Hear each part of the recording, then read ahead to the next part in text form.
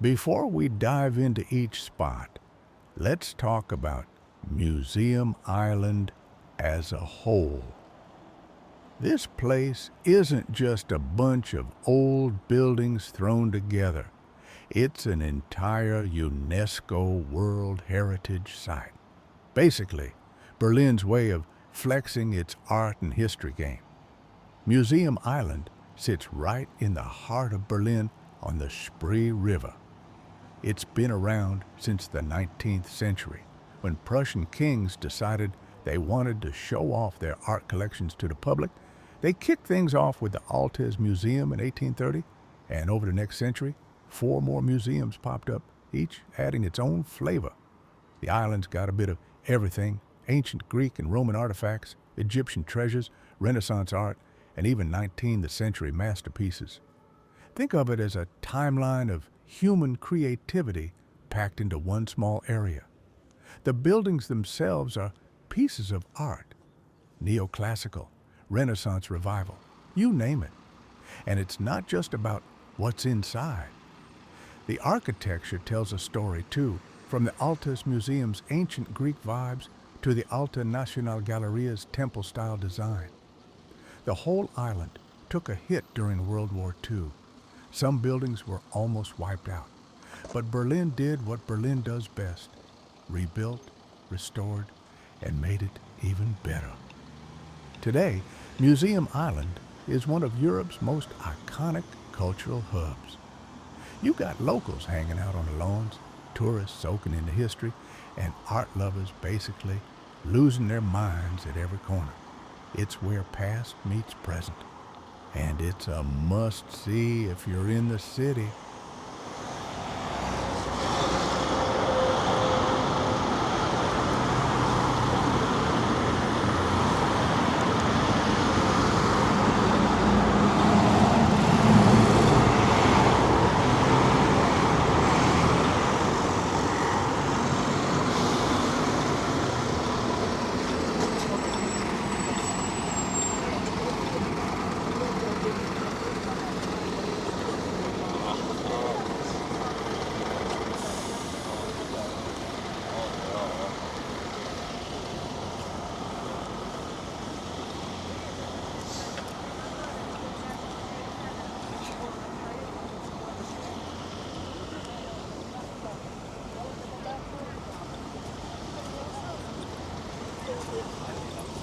Yeah, and he started out with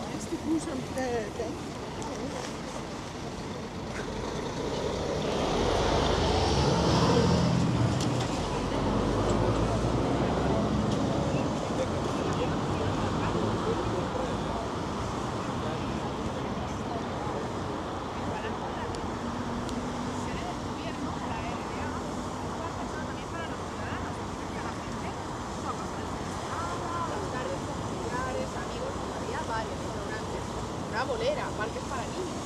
Así que claro, la gente la acaba cogiendo con mucho cariño.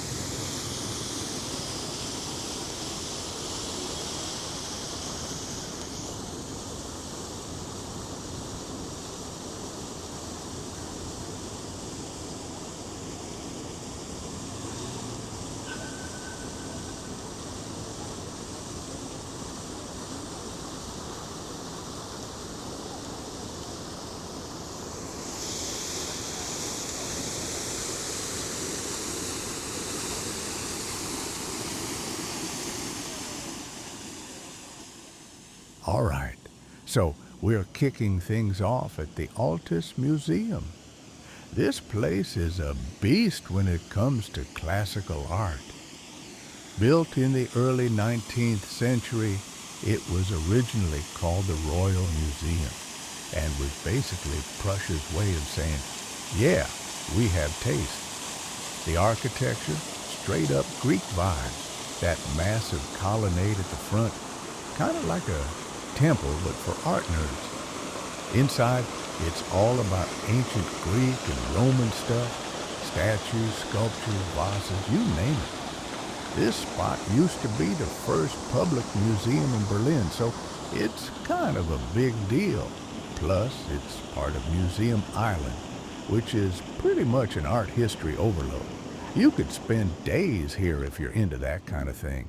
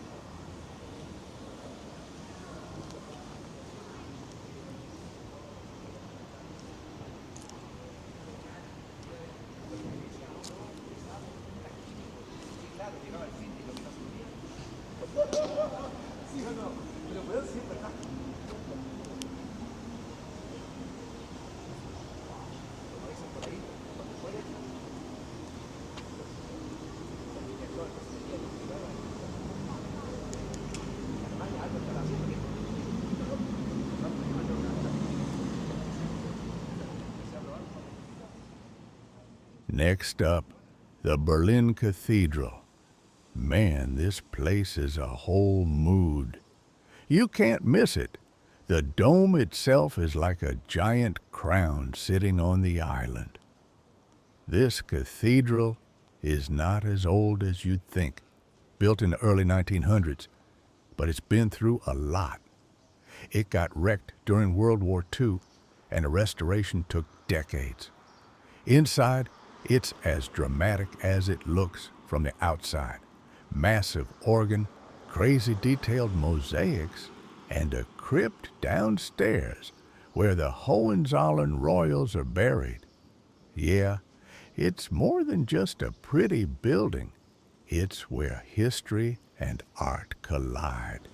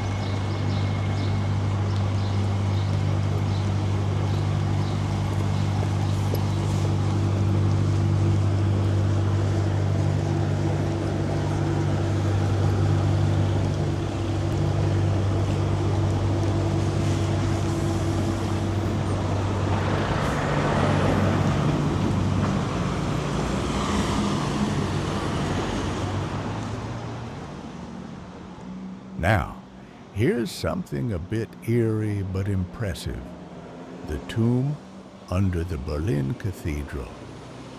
This place is officially called the Hohenzollern Crypt, and it's one of the most significant royal burial sites in Germany. You've got around 90 sarcophagi and coffins down there holding members of the Hohenzollern family, the dynasty that basically shaped Prussian and German history. Some of the big names buried here include King Friedrich I, the first king of Prussia, and his wife, Queen Sophie Charlotte. The crypt itself is surprisingly ornate. Think detailed carvings, gilded decorations, and some seriously fancy coffins. It's not just a graveyard, it's a statement of power and legacy. What's wild is that the crypt also took a beating during World War II, like most of the cathedral, but a lot of the tombs survived. Restoration took years, and the crypt was reopened to the public in the late 20th century. It's a weird mix of somber and grand, kind of like stepping into a royal history book. Definitely worth a visit if you're into history or just want to see how the Prussian royals chose to go out in style.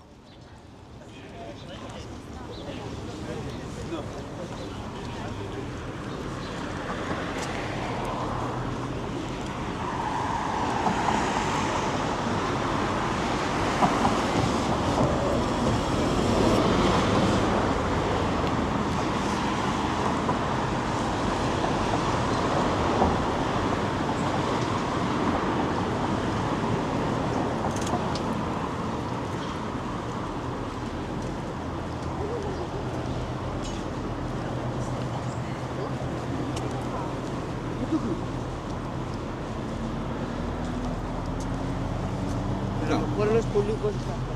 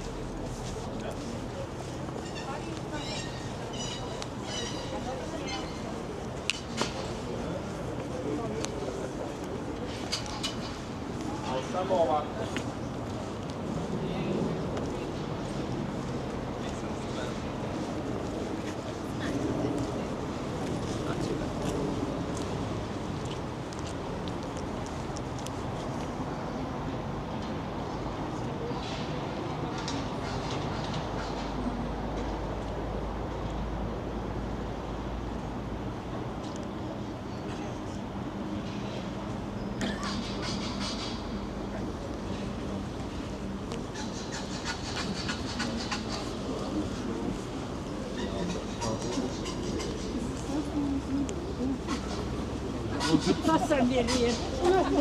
Ja.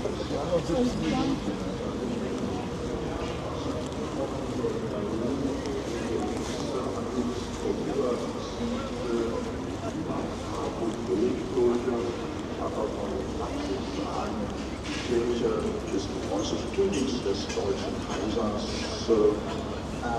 sehr sieht man der Kirche gar nicht an, denn diese Fassadenseite, an der wir vollziehen, ist im Barockstil. Also die Kirche selbst, also das 19. Jahrhundert,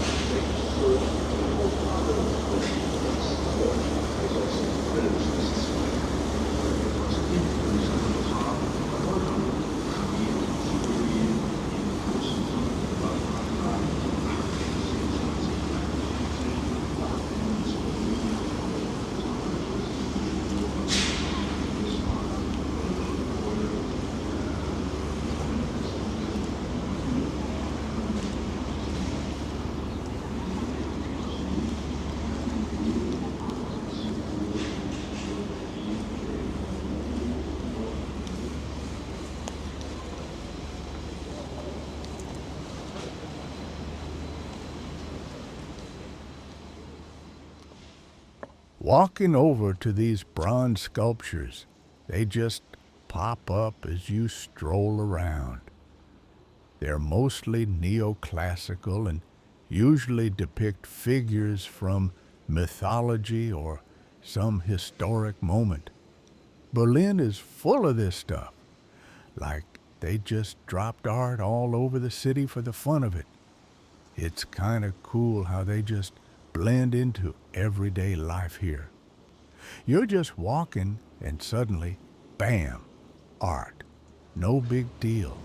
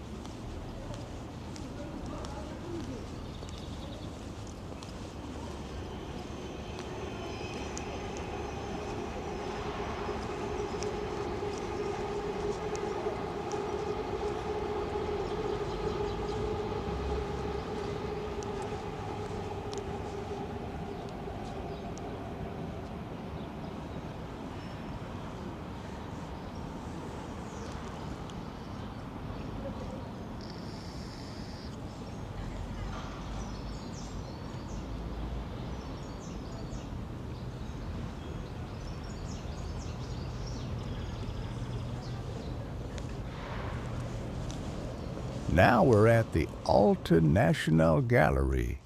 This building's got that whole Greek temple thing going on too. It's mostly about 19th century art. Think Romanticism, Impressionism, Realism. You get the point. Inside there's a whole mix. Paintings, sculptures, the classics. The bridge leading up to it feels like you're about to enter some ancient domain. And yeah, check out the garden area. Statues are scattered around like they just decided to have a chill day in the sun. You can spot one dedicated to Friedrich Wilhelm IV, who was basically the dude behind Museum Island's whole vibe. Also, we've got the Egyptian Museum nearby. Shout out to the bust of Nefertiti. That piece alone is like a superstar of ancient art. This whole area just has that old school European charm. Bridges, gardens, statues. It's like stepping into a painting, but without the stiff art gallery vibe. You just walk around, take it in, and let history do its thing.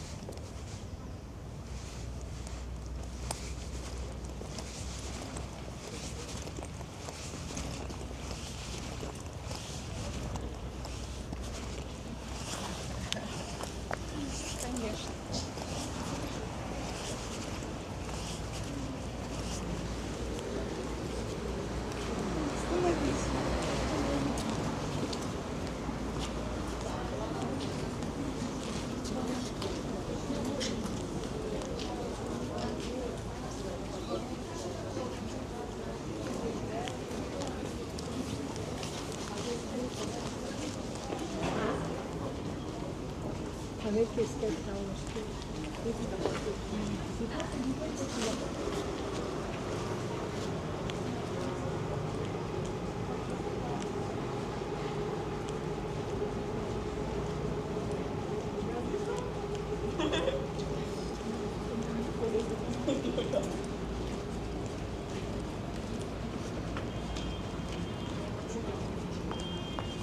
Excuse me, speaking English.